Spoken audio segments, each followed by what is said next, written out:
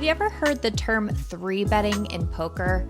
Three betting is just a fancy term for re-raise, and it's a really essential strategy to implement into your poker game because it's an aggressive play, and poker is all about aggression and putting pressure on your opponents. And if you're not three betting correctly or re-raising correctly, then you're just missing out on so much money at the poker table. Hey guys, I'm Lexy Gavin-Mather, professional poker player and coach. Here's my story. I started playing poker for fun in college.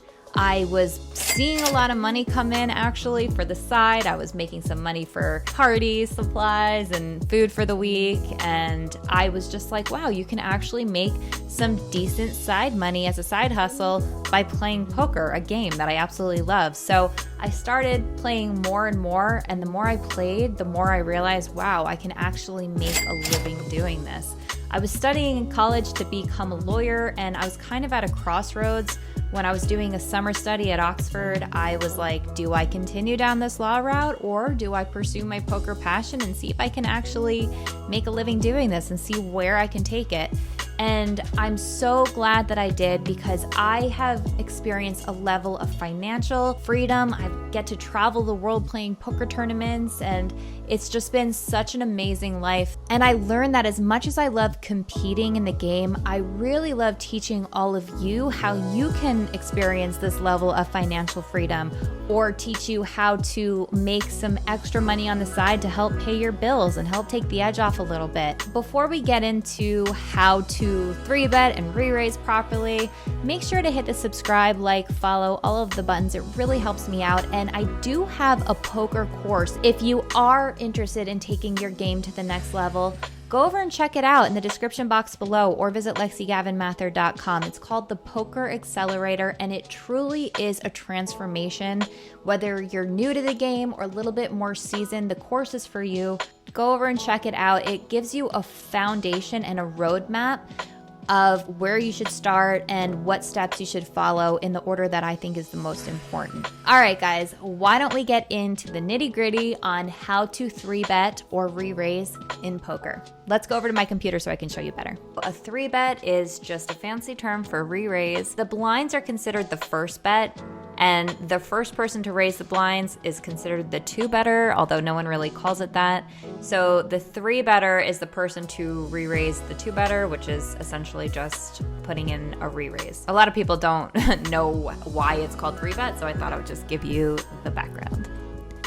Okay, so the first thing you want to consider is what position you're in when you're debating a three bet. It's always better to be in position than out of position, because in position you get to act after your opponents, and when you're out of position it's just harder to play when your opponents have more information on you and you have to act first. You especially don't want to play, bloated pots like three bet pots out of position on multiple players. So try to keep the majority of your three betting in the later positions, but you can obviously three bet from like out of position, like the small blind and stuff. You're gonna have a big three betting range, but we'll get into that later. Hands like small pairs and suited connectors and gappers play better multi-way, so they're better flatting hands. So I wouldn't necessarily three bet these hands at like too high of a frequency, especially when there's multiple players. Like I think that hands like 9-8 suited and things like that should just be flats. If you're facing like one opponent, then you can consider three betting hands like small pairs or gappers like 10-8 suited or something like that. But in general, they play well as flats. Hands like offsuit Broadway, hands like King Jack off or Jack 10 off, King Queen off, those play poorly multi-way, so they're better three betting hands. I like to flat more of the suited Broadway combos like King Queen suited, Queen Jack suited, Jack 10 suited, and three bet the offsuit combos. If you know that your opponents are paying attention, and if you're facing tougher opponents, then obviously you'll want to adjust this and kind of switch it up, because you don't want to become exploitable. Like if your opponents know that you're always three betting the offsuit combos and flatting the suited combos, then they're going to make adjustments to play back at you. But if you are at a recreational table where your opponents really aren't paying too much attention to what you're doing, then this can kind of be your strategy. Like hands like ace jack off can play as flats, but I also like to play them as three bets. So that's like kind of what you should be doing. Obviously you want to three bet your strongest hands like aces, kings, and queens, depending on the position, possibly jacks and things like that. And then you want to be relentless. Keep 3-betting someone until they fight back with a 4-bet. 3-betting is such a great strategy because you can pick up dead money in the pot pre-flop without having to go post-flop. People just don't defend as widely as they should to 3-bets, or on the other hand, recreational players will maybe over-defend and they'll call you with like a bunch of junky hands, and then you could just outplay them post-flop. Until someone starts fighting back with a 4-bet, you can just keep 3-betting someone until it stops working. 3-bet hands that, in general are too good to fold but too weak to flat, so hands with reverse implied odds, I'll explain what that means later. But like I said, hands like queen jack off, king 10 off, 9-10 off, things like that. Hands that don't really just lay well as flats.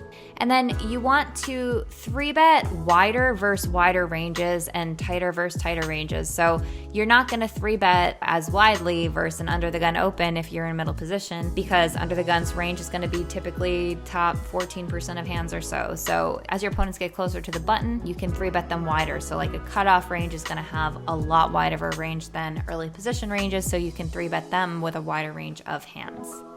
And you want to choose hands with removal/blockers. So hands like high cards, hands that contain an ace or a king or a queen, make for good 3-bets because you block the likelihood that your opponents have hands that they could 4-bet with or call you with. So hands like ace-9 suited that don't really play that well as flats make for good 3-bets because you block their chances of having aces. Ace-king, ace-queen, things like that. So always look for spots with removal. And as for 3-bet sizing, I didn't put this in here, but I thought I'd talk about it. Typically, the formula is you're gonna go about 3 times your opponent's bet. If you're playing 50 cents a dollar online and your opponent raises to $3, then your 3-bet size should be $9 because you're raising 3 times their bet. If you're out of position, say you're 3-betting for the small blind or the big blind, then usually I'll size up just a little bit to make up for my positional disadvantage. So instead of going $9, I might go 10 or 11 or 12. It also depends on your stack depth. The deeper you are, the larger your 3-bet sizes could be, and the shallower you are, the smaller your 3-bet sizes could be. All right, guys, if you like this video on how to 3-bet in poker, make sure to hit the subscribe, hit the like, give me a thumbs up, and hit the bell because I do come out with these course videos, lesson type videos weekly, so make sure you don't miss one of those videos. Again, go over and check out LexyGavin-Mather.com or the description box below if you are interested in signing up for my course. I would love to see you on the inside. All right, guys, thanks for watching, and I'll see you next time.